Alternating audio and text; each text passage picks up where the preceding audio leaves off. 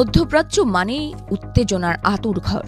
বহু পক্ষ, বহু রকম আলাপ, হরেক রকম খেলা। মিডল ইস্ট আইয়ের প্রতিবেদন যেন ঠিক সেখানে দাঁড়িয়েই প্রশ্ন তুলছে, খেলা যে চলছে কোন লেভেলে? যুক্ত আরব আমিরাতের মধ্যে ক্রমবর্ধমান প্রতিদ্বন্দ্বিতা পাকিস্তানের অস্ত্র রপ্তানি কৌশলকে জটিল করে তুলেছে।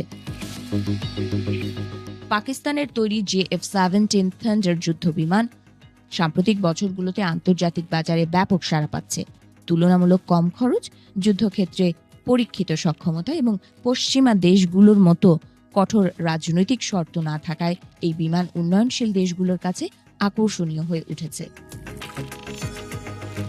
বিশেষজ্ঞদের মতে 2025 সালে ভারতের সঙ্গে পাকিস্তানের সীমিত সংঘাত JF-17 বিশ্বাসযোগ্যতা আরও বাড়িয়েছে।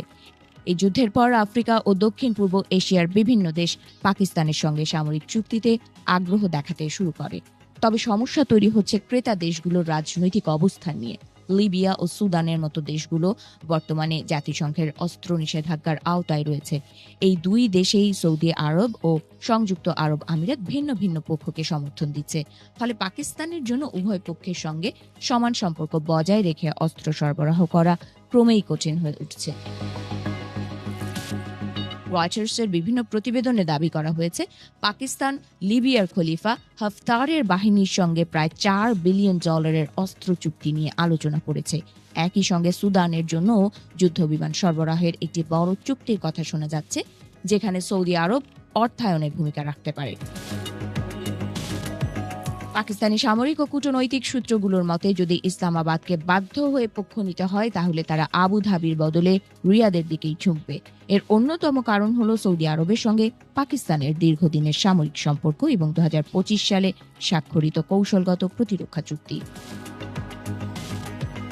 এছাড়া তুরস্কের সঙ্গে পাকিস্তানের ঘনিষ্ঠ সামরিক সহযোগিতাও এখানে গুরুত্বপূর্ণ।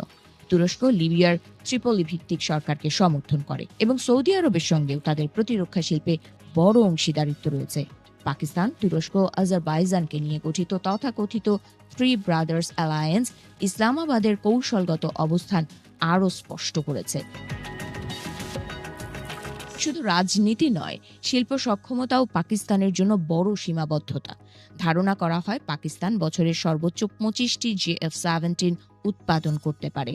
এই বিমান তৈরিতে চীনের রাডার ও ক্ষেপণাস্ত্র, রাশিয়ার ইঞ্জিন এবং তুরস্কের টার্গেটিং পদ ব্যবহৃত হয়। ফলে চীন ও তুরস্কের সম্মতি ছাড়া বড় আকারের রপ্তানি কার্যত অসম্ভব। বর্তমানে আজারবাইজান, মিয়ানমার ও নাইজেরিয়ায় JF-17 রপ্তানি নিশ্চিত হয়েছে। বাংলাদেশ ও ইন্দোনেশিয়ার সঙ্গে আলোচনা চলছে, যেগুলো তুলনামূলকভাবে স্থিতিশীল ও দীর্ঘমেয়াদী বাজার হিসেবে বিবেচিত হচ্ছে। বিপরীতে লিবিয়া ও সুদানের মতো যুদ্ধবিধ্বস্ত ও বিভক্ত রাষ্ট্রগুলোকে অগ্রাধিকার দেওয়ার সম্ভাবনা কম। বিশ্লেষকদের মতে পাকিস্তানের অস্ত্র রপ্তানি বাড়ছে ঠিকই, কিন্তু রাজনৈতিক বাস্তবতা ও উৎপাদন সীমাবদ্ধতার কারণে সব চুক্তি বাস্তবায়ন করা সম্ভব হবে না। এই পরিস্থিতিতে সৌদি আরব কার্যত পাকিস্তানের প্রতিরক্ষা রপ্তানি নীতিতে একটি অঘোষিত ভেটো ক্ষমতা ধরে রাখছে।